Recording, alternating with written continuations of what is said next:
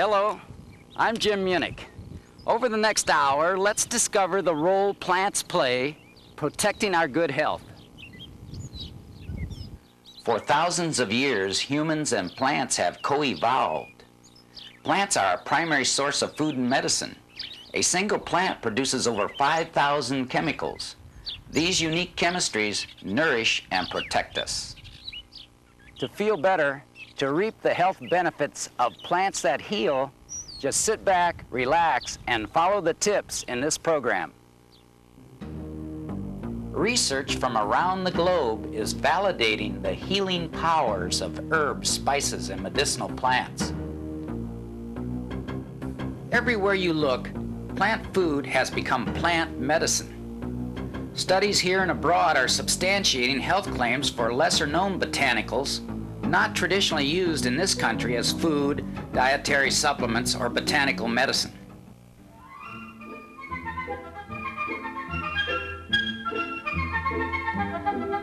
The clinical record of humanity struggling for supremacy over disease is largely a record of healing with plants. Chinese medicine, 4,000 years old, is the archetypical mother of the medicinal plant story.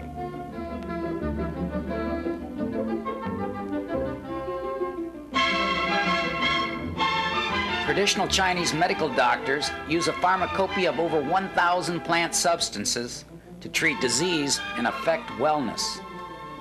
Although China is a major contributor to botanical research, plant medicine as a primary health care alternative is not unique to China. Medical herbalist Ed Smith explains the broad reach of botanical medicine. The World Health Organization claims that 3 out of every 4 people on this planet use herbal medicine as their primary health care, which is somewhat shocking to a lot of people in the United States. In the United States, if you use herbs, you're usually thought of as a minority or somewhat of a kook or a quack or whatever, or at least someone that's very eccentric to use herbal medicine instead of the orthodox medicine that's available through a drugstore.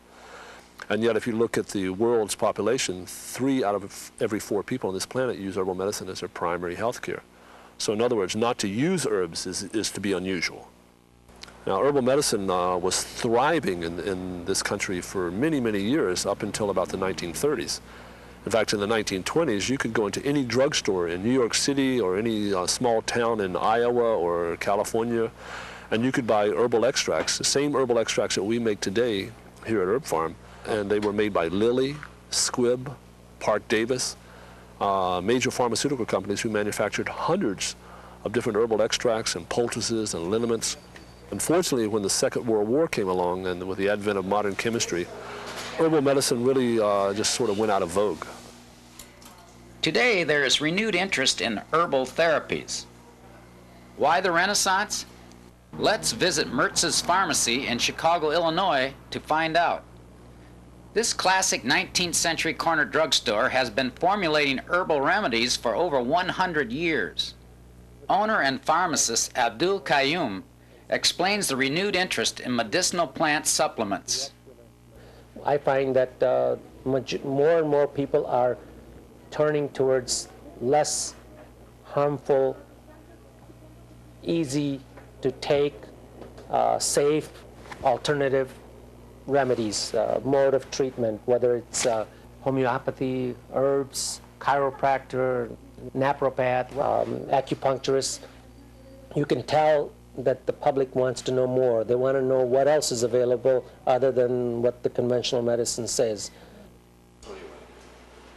Many physicians agree that staying well, disease prevention, and health maintenance require good mental health, exercise, nutritional variety, vitamin and mineral supplements, and the appropriate use of protective and healing pharmaceuticals. In addition, there is evidence supporting the selective use of botanical extracts. But there's a problem. The health benefits of plant supplements are often exaggerated. How do you sort the truth from the half-truth? And to whom do you ask the question, are all medicinal plants perfectly safe?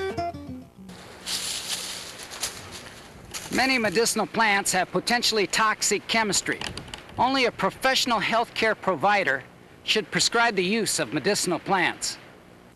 Dr. Jim Balch, urologist and surgeon, and his wife Phyllis, a nutritional consultant, have simplified the use of plant foods and medicinal plants in their landmark books, Prescription for Cooking and Prescription for Nutritional Healing. What is nutritional healing? Nutritional healing has to do with the fact that God has provided us with foods that heal. There are nutritional components in foods.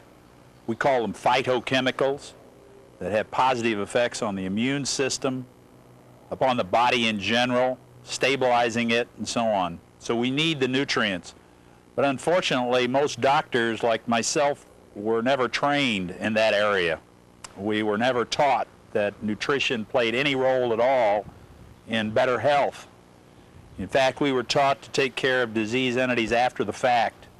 Scripture says that God will satisfy our mouths with good things so that our youth can be renewed like an eagle's.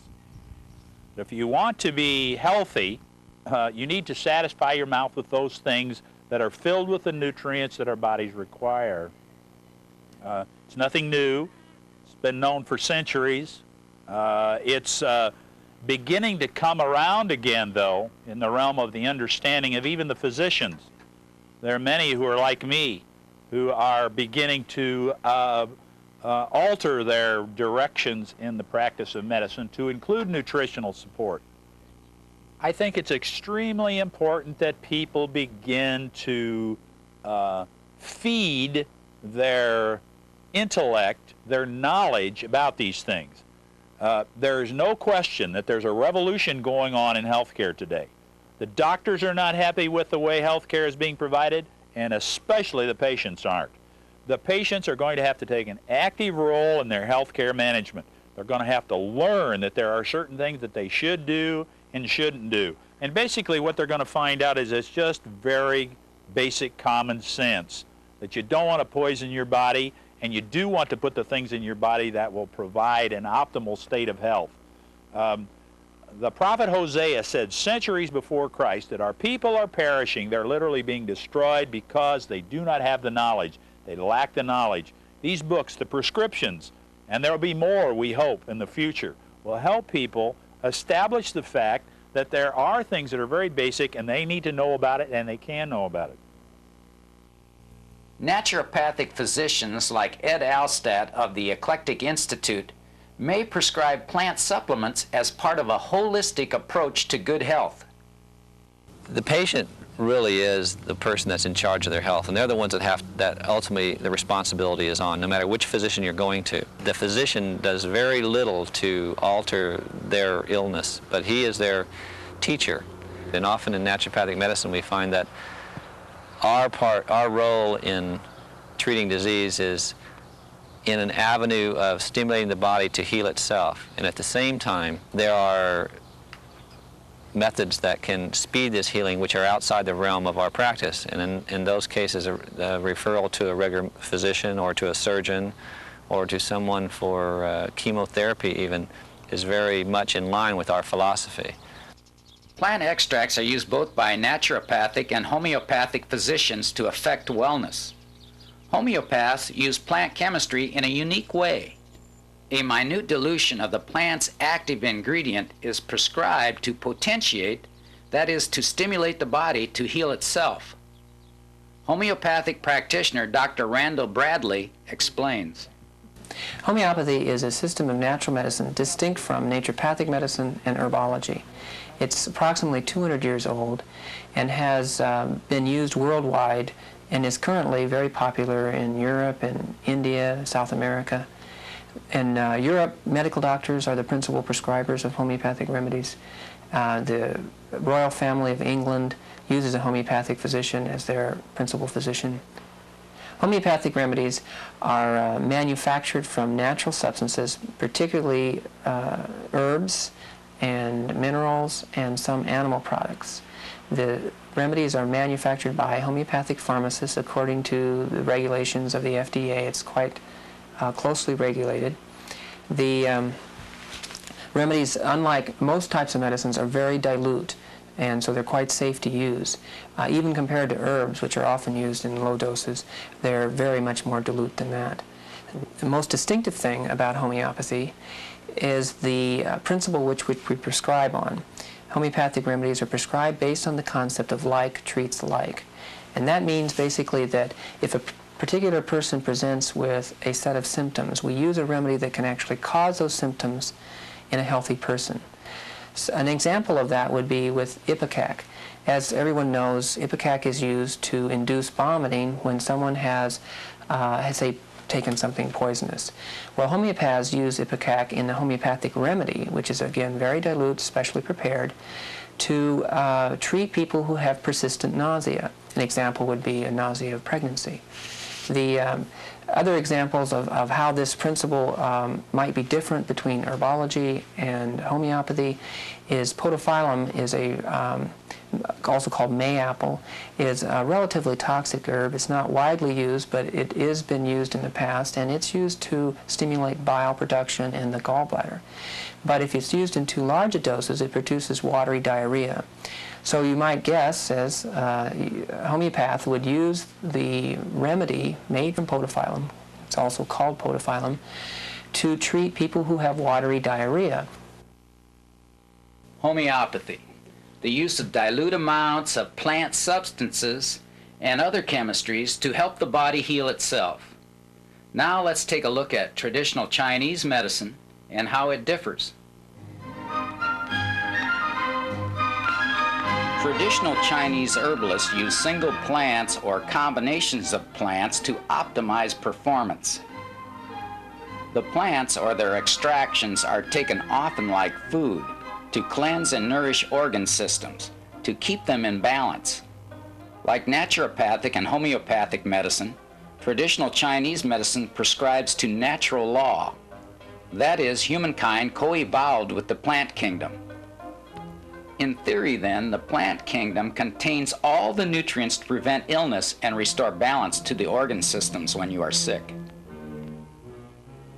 This is a holistic system of mind, body, and spirit working together in balance and harmony. Plant medicine in Taiwan and China today is modern, sophisticated.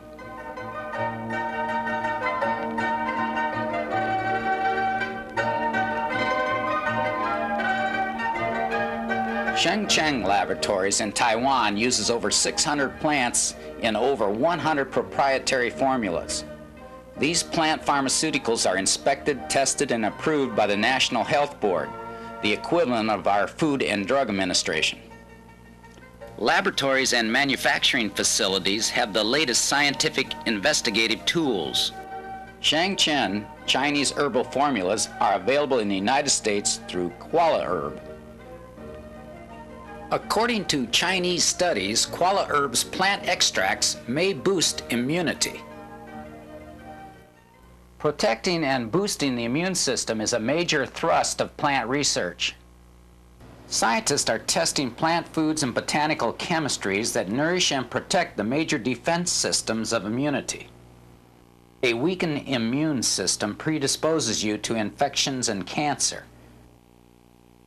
On the other hand, an overactive immune system may lead to allergies and autoimmune diseases. Let's discover the many ways that we can use plants to protect, nourish, and strengthen our immune system.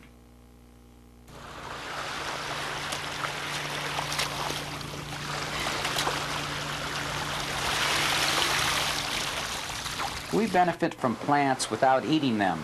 Plants recycle our air, cleaning contaminants out and putting fresh oxygen in. To take advantage of this cycle, we simply have to bring plants indoors. In a typical day, we inhale over 20,000 cubic feet of stale indoor air containing benzene, trichloroethylenes, and formaldehyde, released from fabric, detergents, adhesives, foam paddings, and foam insulation in carpets. NASA research suggests that several plants filter these indoor pollutants from the air. Formaldehyde is filtered by philodendron, mother-in-law's tongue, spider plant, golden pothos, bamboo palm, corn plant, and chrysanthemums. To control benzenes and trichloroethylenes, use English ivy and chrysanthemums. The next time you shop at your garden center or florist, buy yourself a peace lily, Chinese evergreen, and some bromeliads. They also purge indoor air of pollutants.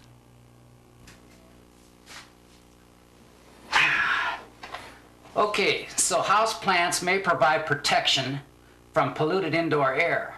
But what if toxins have already entered your body from other environmental hazards, such as tainted water, auto emissions, smog, and heavy metal pollution? These toxins may weaken your body's defense systems, making you vulnerable to infections, cancer, allergies, premature aging, and other immune function disorders. Plant foods can help keep you well, especially plant foods high in cancer-fighting antioxidants. For example, American researchers suggest that ample amounts of vitamin E may provide smog protection. Many plant oils are high in vitamin E, so for smog protection, take a daily tablespoon of corn oil, wheat germ oil, or soybean oil. Or munch a handful of sunflower seeds, or a half dozen almonds. Vitamin C is biochemically similar to interferon. It impairs viral replication, providing both flu and cold protection. Scientists and nutritionists say the damage from agricultural herbicides and pesticides may be blunted by ingesting rich sources of vitamin C. Daily variety is essential. Eat green, yellow, and red peppers, citrus fruits, fruit juices. Guava is super rich in vitamin C, as is papaya. Kiwi has more vitamin C than an orange. Vitamin A is absolutely vital. Vitamin A may potentiate interferon's ability to stimulate the immune system. Vitamin A is antiviral and anti-cancer. Carrots, spinach, beet greens, and dandelion leaves provide ample amounts of vitamin A in its safe and effective beta-carotene form. Other super sources of vitamin A are parsley leaves, watercress, bok choy, canned apricots, cantaloupe, sweet potatoes, pumpkins, and squash. As you know, cruciferous plants, broccoli, cauliflower, Brussels sprouts, cabbage, and kohlrabi, are high in cancer-fighting vitamin A and vitamin C. Another family of toxins, heavy metals, infects us from industrial smog, cooking utensils, contaminated fish and meat, pesticide sprays, drinking water, dental fillings, and a few cosmetics. The most damaging metals are mercury, nickel, aluminum, cadmium, and lead. Antioxidants already discussed, vitamins E, A, and C provide some protection.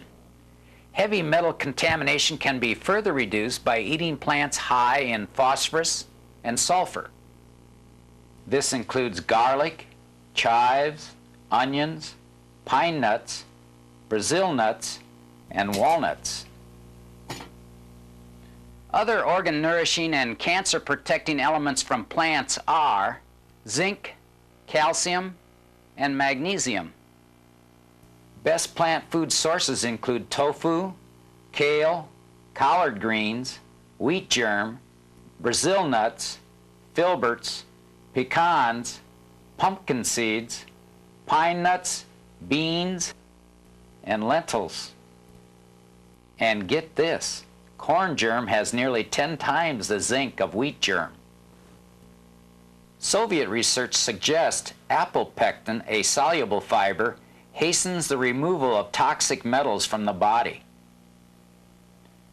Soluble fiber from peas, black-eyed peas, prunes, pears, and oat bran also speed toxins from the body. So there are many plant foods that are good medicine. They are your cheapest and safest form of prevention. Be certain to read the health-protecting plant chemistry charts in the brochure that comes with this program. Discover plant foods that may help protect you from asthma, cancer, heart disease, arthritis, strokes, ulcers, inflammation, infections, diabetes, and high blood pressure. Here are a few more inexpensive ways to protect your health. Sprout alfalfa seeds and wheat and barley seeds. Then plant them in your garden or in a window box. Alfalfa leaves contain minerals in balanced form, optimizing absorption. Alfalfa leaves appear to have all known vitamins and are rich in cancer-fighting antioxidants. Wheat and barley grass may be anti-inflammatory and healing to the stomach and the intestines. Like alfalfa, wheat and barley grass contain flavonoids that may block receptor sites of some cancer-causing hormones.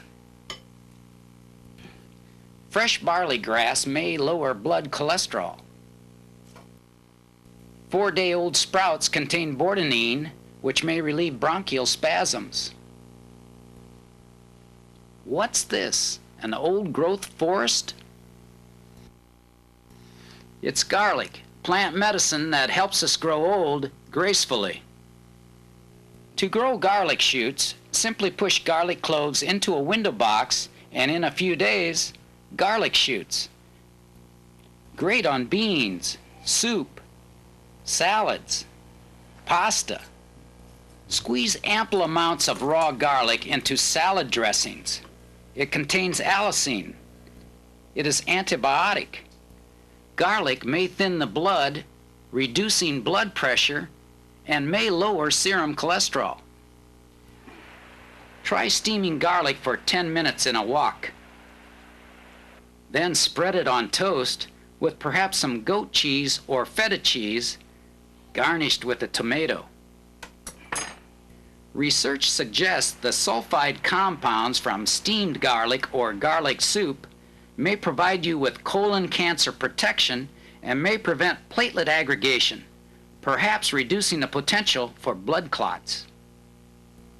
Steamed or sautéed garlic are mild tasting, not scented or acidic.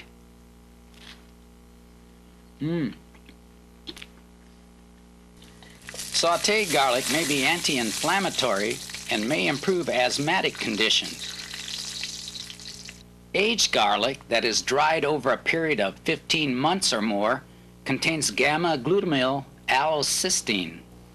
It may be anti-tumor, anti-inflammatory, and antioxidant, protecting you from cell-damaging free radicals. When salad making, don't forget tomatoes. They contain gamma-aminobutyric acid, GABA. In clinical trials, GABA from tomatoes reduced hypertension. Tomatoes also contain lycopene and flavonoids, chemicals that help your body resist cancer. Finally, wash all the good food down with Japanese green tea. It's cheap and practical cancer prevention. In animal studies, it provided protection from liver, lung, skin, and digestive tract cancers. It is mildly diuretic.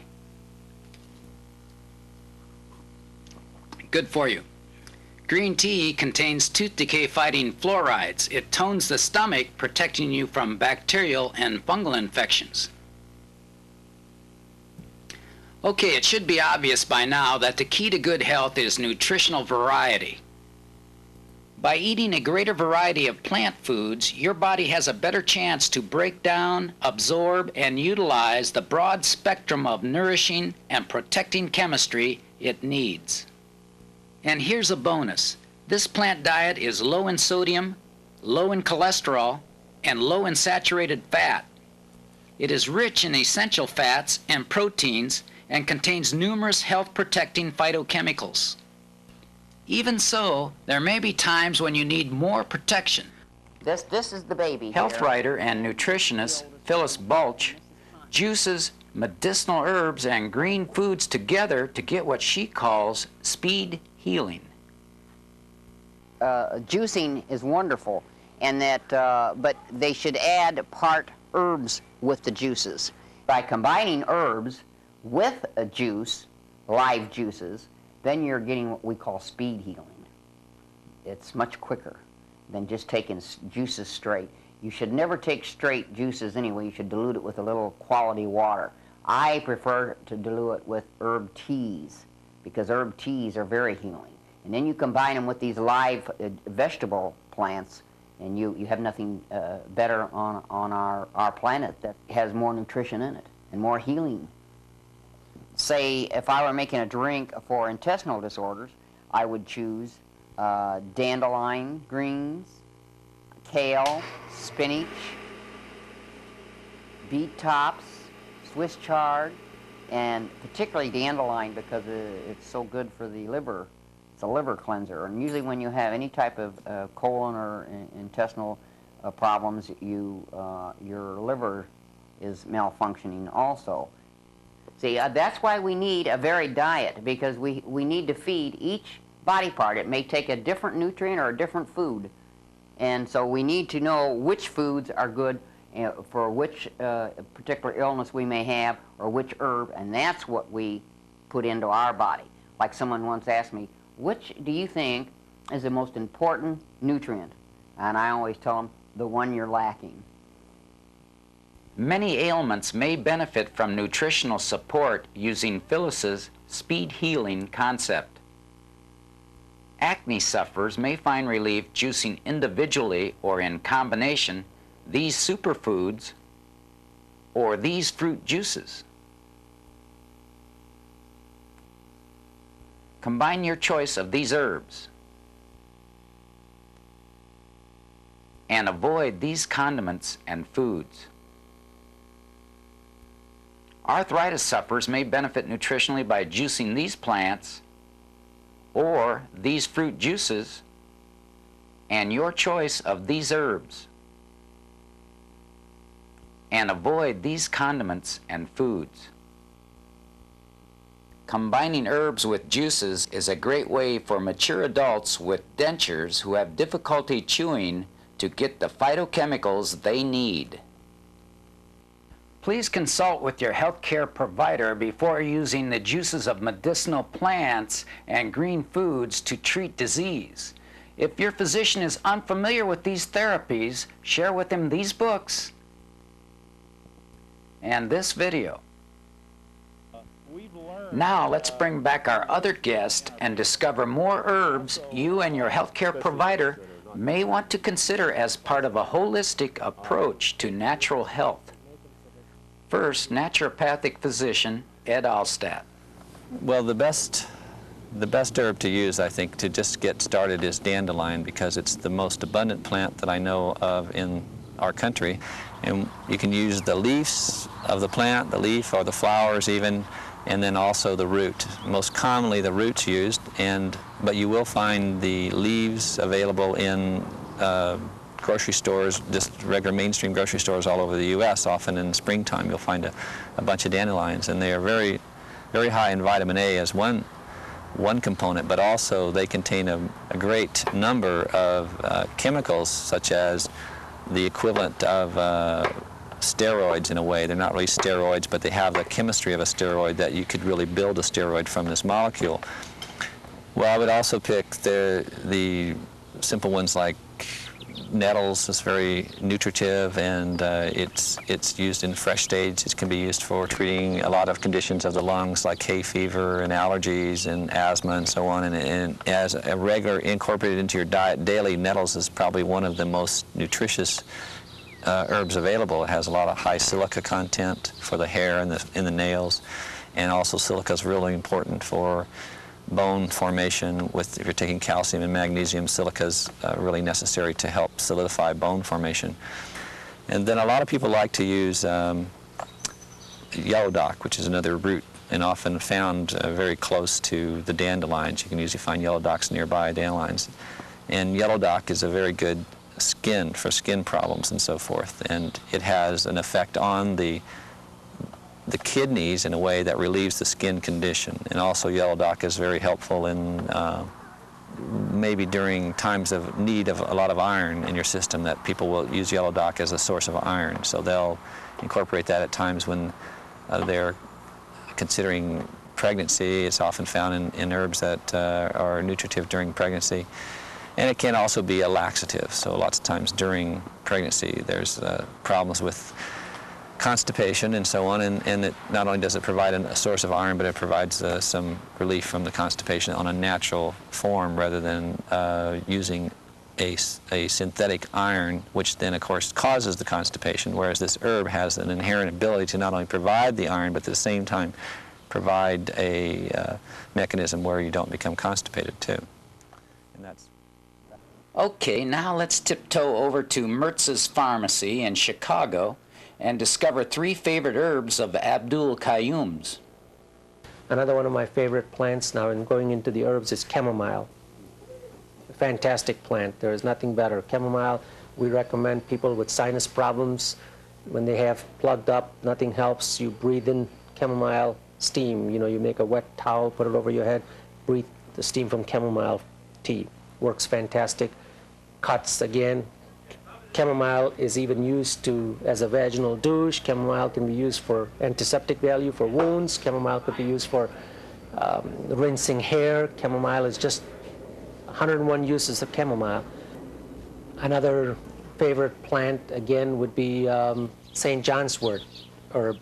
Excellent for depression, for nerve problems. Let's get into a little bit more just than first aid things. You know, St. John's wort is hypericum in homeopathy. If one injures any part that has a large supply of nerves, like fingertips, fantastic to use hypericum, which is St. John's wort. Depressions, external, internal, potentized homeopathic tablets to take internally. St. John's wort tea to drink for anxiety, for nervousness, works very well. One of my favorite herbs, valerian, for sleep, works fantastic. In combination with hops, passion flower, skullcap, for sleep, it relaxes me. I know it works wonderful. Like a tea, you have a tea. We have tea, we have liquid extracts, we have capsules, tablets. You know, today, to make an average American more interested in herbs, they have made them into tablets and capsule form, so it's easier to pop a pill, you know. Now let's discover some of Ed Smith's favorite herbs. Well, there are a lot of herbs that you can use in terms of just promoting health and preventative medicine, if you will.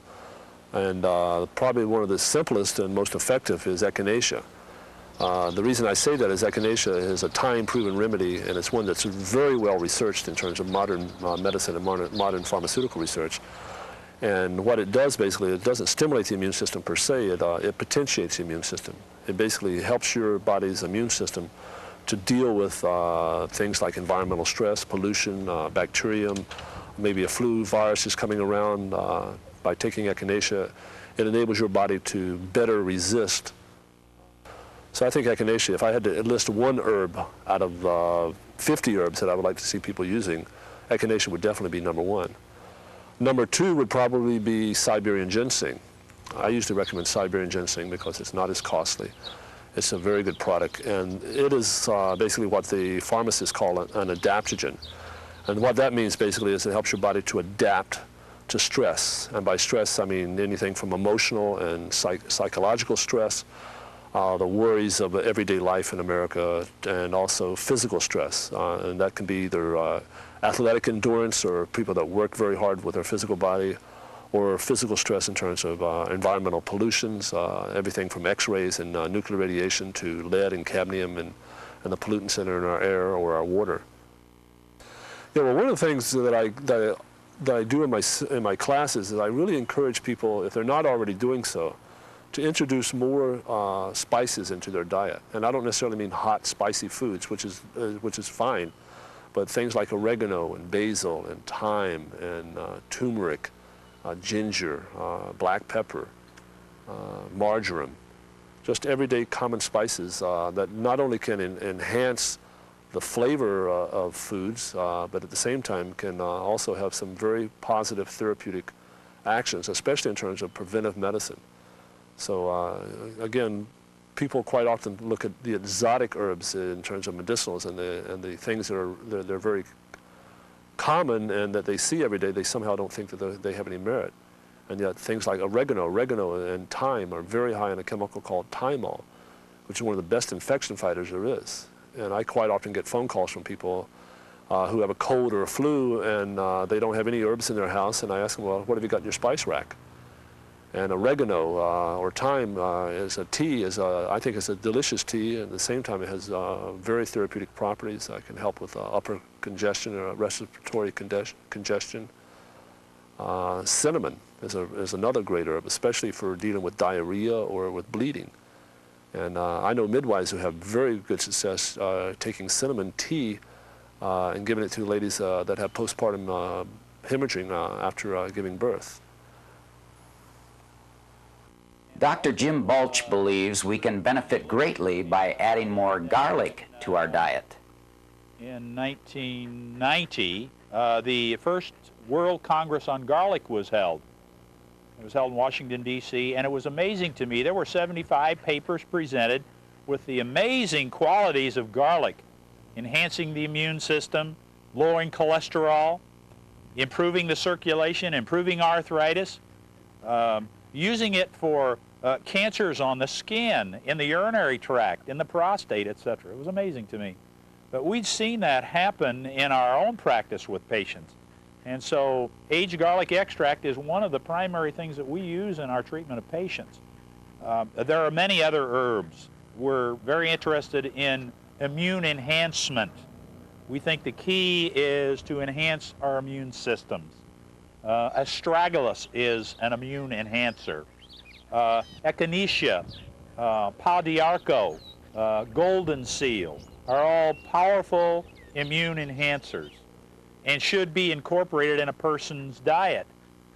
Since when our immune system is defective, we're sick people. In fact, we believe that we live in a day today where there's a chronic immune deficiency syndrome present in our people. And if we can work with them to show them how to keep from poisoning their immune system and then enhance it, their health state improves dramatically. Phyllis Balch likes the herb golden seal. And golden seal, I love golden seal. I love golden seal for many reasons, not just as a tea, because you can use it if you should have inflamed gums, or if you have inflammation like I had in my hand the other day out working in the garden. It's swollen up. I just put a little golden seal extract on there, and by morning it was gone. And one time my doctor had to do some gum surgery, and he gave me antibiotics, and I got so deathly ill, and my gums just still with all the antibiotics for days. Nothing happened, and I finally got off of the antibiotics, and I put a little golden seal in my mouth before I went to bed that night and held it there on my gums. The next morning it was gone. And to think that Thanks, Phyllis. Now let's go to Pacific Botanicals and discover more about golden seal and other immune-enhancing plants. Here's owner, herb farmer, Mark Wheeler. Okay, I'm Mark Wheeler, and I have a company called Pacific Botanicals in Oregon, and we've been raising medicinal herbs and spices for about 10 years. We're a certified organic farm, and we're organic because we found that there is a need for high-quality herbs and spices grown without chemicals. We supply mainly pharmaceutical companies who make extracts, and we also sell to health food stores and some practitioners. A lot of what we do is develop production systems for new plants that haven't been cultivated. We've also seen a demand for Chinese herbs and various herbs that don't grow in this country. And I think the reason for the demand on Chinese herbs is because China has one of the oldest continual medicinal systems in the world, and they know their plants real well and what they do. Some of the ones that we're working with right now are Siberian ginseng and Astragalus membranaceus, Schisandra chinensis, of course, Gobo burdock root, and a few others. Let's take a longer look at these immune-enhancing herbs. Astragalus membranaceus is a legume common in China and now grown in the United States. It contains polysaccharides that may increase interferon production, perhaps reducing the incidence and duration of viral infections such as the flu, colds, and viral heart disease. Aqueous extracts of astragalus may nourish the spleen, helping the body differentiate from self and invading organisms. Research is in progress to discover the effects of astragalus on autoimmune diseases. In China, clinical trials using a multi-component herb decoction containing astragalus was active against cirrhosis of the liver. 65% of the patients were improved or restored to normal. The astragalus root decoction also shrunk swollen spleens. In animal studies, it protected livers from chronic hepatitis and carbon tetrachloride poisoning. Astragalus root decoction may increase energy and improve adrenal function. In the United States, Astragalus membranaceus is commonly available in health food stores and is used by millions worldwide. I purchased root slices from several stores in Chicago's Chinatown. A traditional Chinese medical doctor showed me how to simmer 6 root slices in 2 cups of water. The brew is cooked down to 1 cup of water. Then I squeeze the remaining moisture from the root slices into the beverage. I drink it straight up, or with green tea, or use it as a soup base. Information about astragalus and other plants discussed in this program has been gleaned from science journals worldwide. A comprehensive approach to tapping the global plant research information base is NAPRA Alert. NAPRA Alert is a natural products database conceived and pulled together by Dr. Norman Farnsworth at the University of Chicago. NAPRA Alert data may be accessed by your personal computer. For more information on NAPRA Alert services, see the resource directory at the end of this program. Okay, back to Pacific Botanicals. Gobo burdock has edible roots. Arctium lapa, sold here in the U.S., is found in Oriental markets, fresh or dried. Roots are thinly sliced. 1 rounded teaspoon simmered in 2 cups of water makes a blood-purifying tea. It is also eaten in soup or stir-fried. Chinese traditional doctors and a few naturopathic doctors may prescribe the seed to treat colds, sore throats, coughs, measles, and mumps. According to Michael Moore in his book, Medicinal Plants of the Mountain West, burdock root tea may be beneficial against chronic skin eruptions such as psoriasis and acne. Ingesting seeds may cause adverse reactions. They should not be eaten unless under the supervision of a physician. Schisandra chinensis is a climbing vine commonly called magnolia vine. It produces a fruit that may have adaptogenic properties. According to the Color Atlas of Chinese Traditional Drugs distributed by CRC Press, the dried fruit of Schisandra is used for chronic diarrhea, treating emphysema, relief from asthma and coughs, to reduce night sweats, and to tonify the kidneys.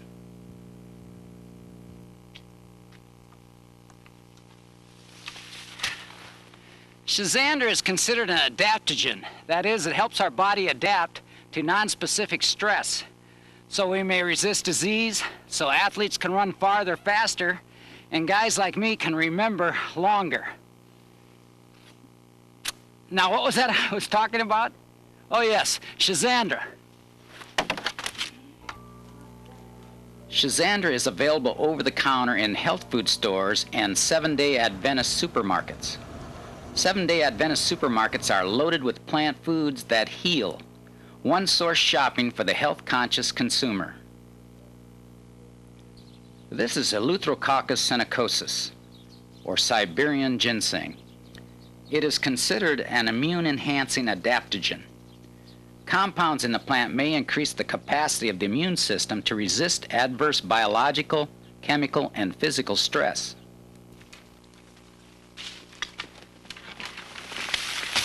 Whoa. Siberian ginseng tea appears to be prophylactic, preventing the flu and colds. Soviets claim Siberian ginseng increases energy, cures insomnia, may restore color vision, and may improve memory. Chinese scientists report it may improve longevity, increase vigor, and stimulate appetite. Safety is undetermined by the FDA. The herb tea, 2 or 3 tablespoons of herb, simmered for 10 minutes in 2 cups of water, is consumed worldwide. It is widely available in capsules, standardized extracts, or dried, cut, and sifted. In his Handbook of Medicinal Plants, botanist Jim Duke gives Siberian ginseng tea a rating of 3, which means he considers it safer than coffee. Mike Gannis, owner of VitaKing Products, feeds his racing pigeons Siberian ginseng tea combined with other herbs to protect them from infections and improve their racing performance. These teas and herbal performance capsules formulated by yours truly are used worldwide by healthy pigeons that fly farther, faster. Debbie Gannis of VitaKing is cradling the North American speed record holder. The Gannises recently turned down $35,000 for one of their fine racing birds.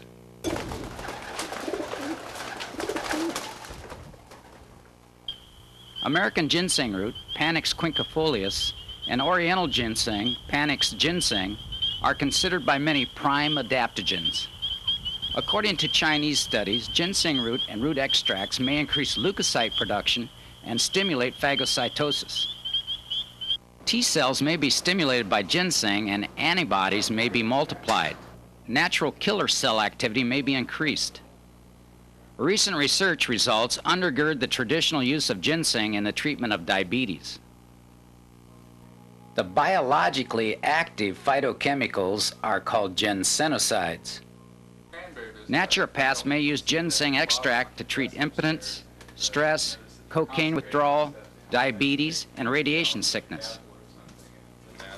The use of ginseng may have side effects. See a holistic healthcare practitioner before embarking on therapy using the herb. Dr. Jim Duke, in his book, Ginseng, from Reference Publications, hypothesizes that the common carrot may be as beneficial as ginseng, a sobering thought given the difference in price between ginseng and carrot. We'll get back to Dr. Duke's hypothesis in a moment. I've consumed ginseng and ginseng tea now, off and on, for several years without any noticeable effect. But over the next 3 stressful weeks while I finish the video, I'm going to take ginseng daily. Then, at the end of the tape, I'll report out my personal findings. But now, let's take a look at ginger root. Oriental ginger, Zingiber officinalis, may soothe gastrointestinal complaints and may provide cancer protection for the digestive system. A British study suggests oral doses of ginger extract taken prior to an operation may prevent post-operative vomiting and nausea. Numerous studies report ginger extract may relieve motion sickness and related nausea. Ginger, like garlic, may reduce blood pressure, lower serum cholesterol, prevent clotting, and lower heartbeat rate. Ginger may also reduce fever and may relieve symptoms of asthma. Ginger as food is generally recognized as safe by the FDA. Chinese studies suggest ginger and ginseng combinations may help treat cirrhosis, hypotension, hepatitis, neuralgia, peptic ulcers, morning sickness, chills, diarrhea, dysentery, headache, fever, and anemia. If all that proves true, and I'm not saying it will, but if it does, and if Dr. Duke's hypothesis that a carrot may be as beneficial as ginseng, then my shaved carrot and ginger toast may be the greatest discovery since penicillin. I'm not saying this is great science, but it's good toast. The cinnamon in the toast is antiseptic. Ample amounts suppress decay-causing bacteria. Eugenol in cinnamon depresses pain. These are coneflowers. Echinacea purpurea here. Over here is purpurea's shorter cousin, Echinacea angustifolia. This is the rare Echinacea tennesseensis. Here's Echinacea pallida and Echinacea paradoxa. Echinacea purpurea, angustifolia, and pallida are under investigation for their immunostimulating effects. Echinacea extracts may also stimulate interferon production, helping to organize the body's defense systems. While we discover more about Echinacea, let's watch this batch of organically grown herb being processed at Ed Smith's herb farm. There's evidence Echinacea may enhance T-cell transformation and stimulate T-cells into action. Echinacea extracts may help the body destroy tumor cells. Laboratory tests prove it effective against candida, listeria, and herpes infections. Coneflowers help the body fight colds and flu. Echinacea extract may compensate for the side effects of the anti-rejection drug cyclosporin A. Echinacea may diminish the negative effects of radiation therapy and may improve arthritic conditions. Coneflower extracts have been available in this country for over 80 years, but they have yet to receive approval for quality, safety, and efficacy from the Food and Drug Administration. In Europe, there are over 300 preparations containing Echinacea.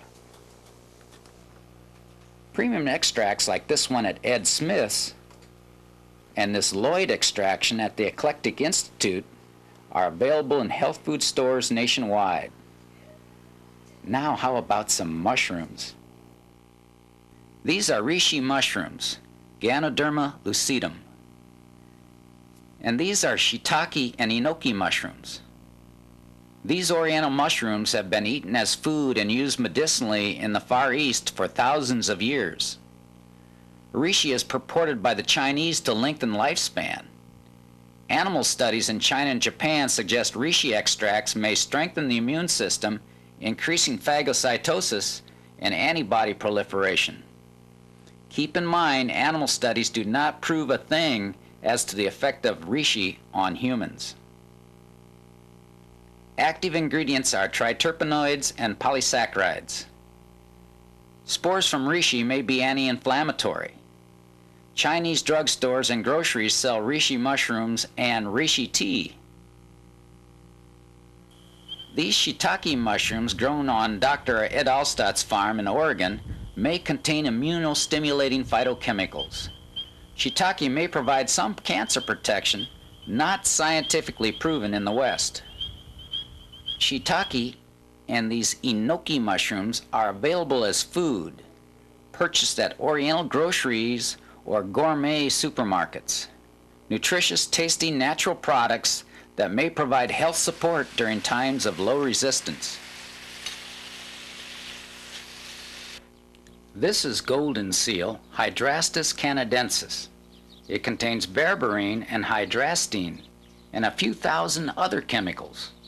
The powdered root tea is a bitter tonic, a digestive aid. Naturopathic physicians use the herb to strengthen the immune system. It may stimulate macrophage activity and may stimulate the liver and gallbladder. Indian researchers suggest berberine is effective against cholera and diarrhea.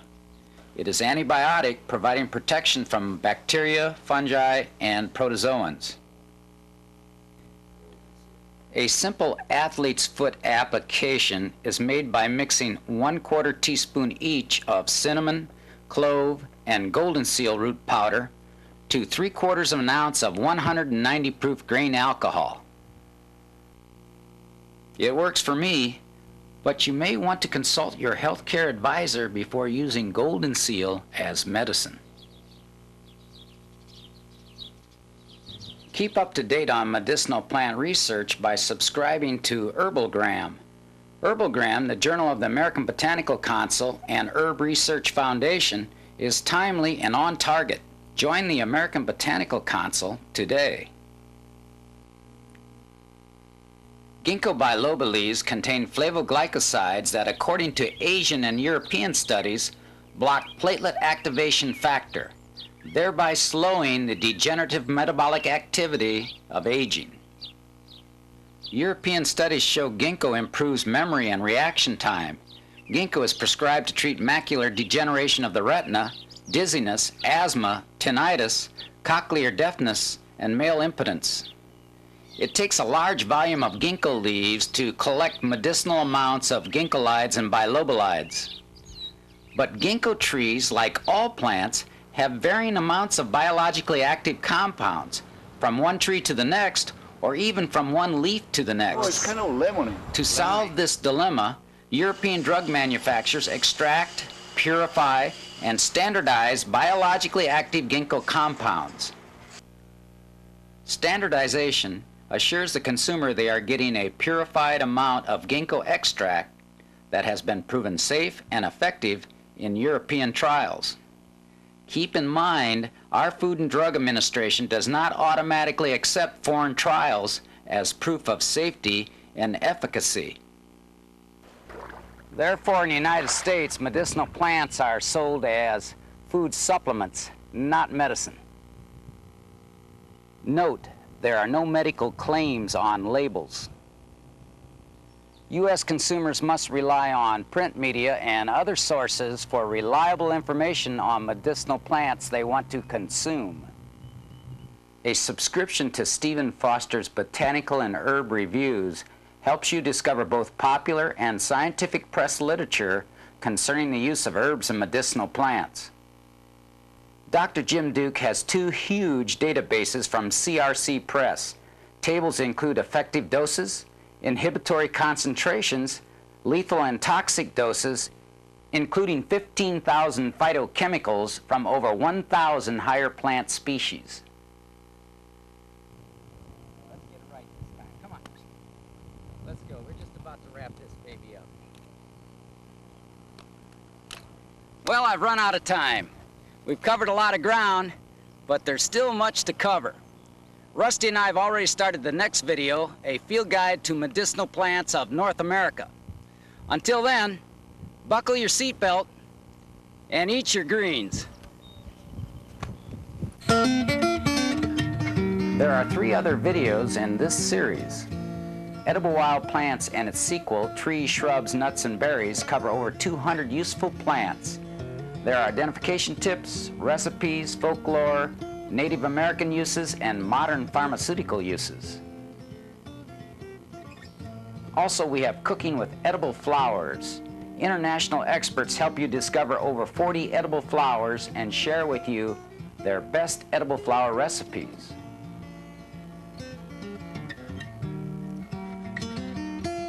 As you recall, I started using ginseng daily 3 months ago while finishing this video. During the same period, I shortened my sleep and lengthened my working hours without noticeable fatigue and without illness. I've stopped the ginseng therapy because it was just too expensive. But if I were to climb Mount Everest next week, I would probably go back on the herb. For more information about NAPRA Alert and other natural health resources, see the reference section in the brochure that comes with this video.